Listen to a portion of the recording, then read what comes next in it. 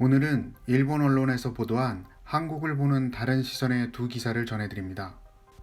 대표적인 일본 내 극우 혐한 인사인 무토 전 대사가 겐다이 비즈니스에 기고한 코로나 후의 한국, 한일 대립이 다시 과열될 것 같은 이유라는 글과 마이니치 신문의 외신부장인 요시자테츠의 기고문인 역사적으로 보면 지금이 한국은 최강, 이렇게 두 가지 기사를 살펴보겠습니다.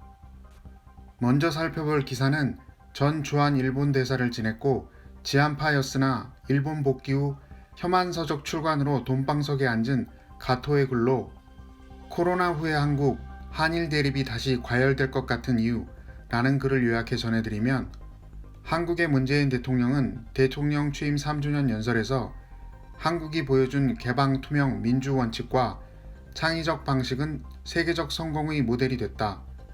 국제사회의 호평은 한국 외교의 저변을 크게 넓혔다. 이 기회를 적극적으로 살리고 싶다 라고 말했다. 한국 후 신형 코로나를 봉쇄한 것은 현 정부의 큰 공이다라고 말하고 있다. 이에 필자는 하지만 그것은 문재인 정권만의 공이 아니며 지난 박 정권 시절 메르스 대응 실패를 이야기하며 이번 정부의 공만이 아니라 깎아내리고 있습니다. 또한 그는 봉쇄가 개방, 투명, 민주적인 방식으로 이루어졌다는 의견에 동의할 수 없다며, 한국에서는 감염자의 소재를 곳곳에 있는 CCTV, 전화기지국의 정보, 신용카드 정보를 이용해 정보를 얻는 것은 개인의 자유와 사생활을 침해하는 것이라며, 국난의 시기에 사생활 침해라는 비민주적 수법으로 신형 코로나를 둘러싼 국난을 극복하고 총선에서도 압승함으로써 앞으로 문정권의 독재 체질이 더욱 강해질 것이다 라고 말하고 있습니다.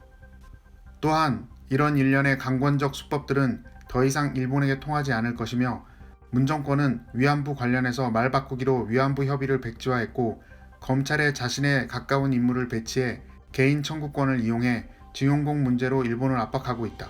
이렇게 다시 문제를 제기한다 해도 일본 정부는 응하지 않을 것이다. 한국은 국제 규칙을 따라야 한다고 말하고 있습니다.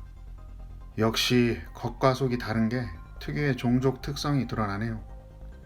한국에 있을 때 친한 척 살살거리다가 금세 극우에 붙는 모습을 보니 여튼 주한 일본 대사는 땡보직인 것 같습니다. 일본으로 돌아가 한국 전문가란 타이틀로 혐한소속 출간만 하면 평생 부자로 살 수 있으니 말입니다. 두 번째로 살펴볼 기사는 마이니치 신문 외신부장인 요시다테츠의 글로 역사적으로 보면 지금의 한국은 최강, 이란 제목의 기고문에서 저서 반일 한국이라는 환상을 기반으로 글을 이어가고 있습니다. 그 내용을 요약해 전해드리면, 경제협력개발기구 OECD에 의하면 한국은 구매력 평가로 비교한 2018년의 실질 국내 총생산 GDP는 세계 12위로 1인당에서는 일본을 앞질렀다.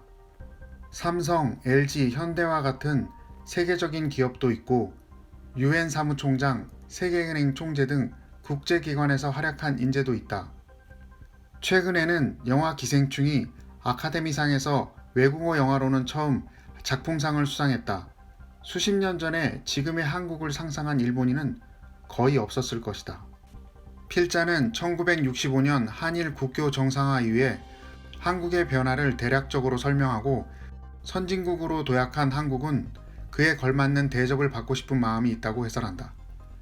1965년 기본조약을 맺고 수교할 당시 일본과 한국의 외교력 국력 차이는 지금과는 비교되지 않았다. 그래서 불평등한 조약이었다고 하는 분한 감정이 한국 측에 있다.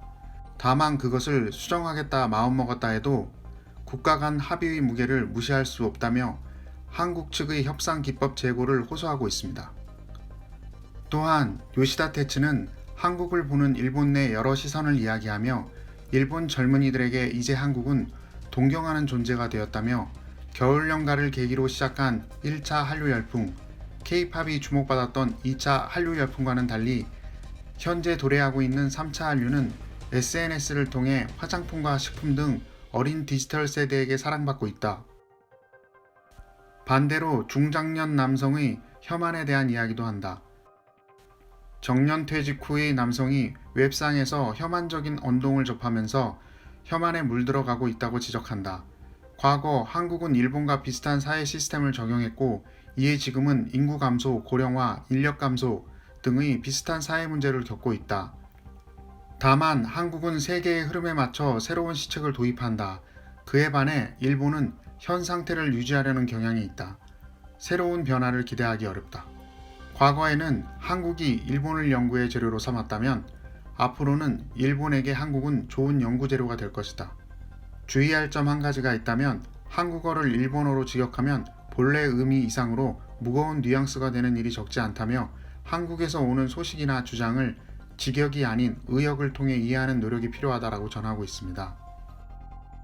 먼저 전 주한대사였던 가토의 글을 요약해보면 문 정권은 국제 룰을 따르지 않고 자신의 룰에 따라 과거사슬 왜곡, 반일 국가를 지향하고 있으며 위기 상황을 이용 감시사회로의 전환, 독재체제를 공고히 하고 있다.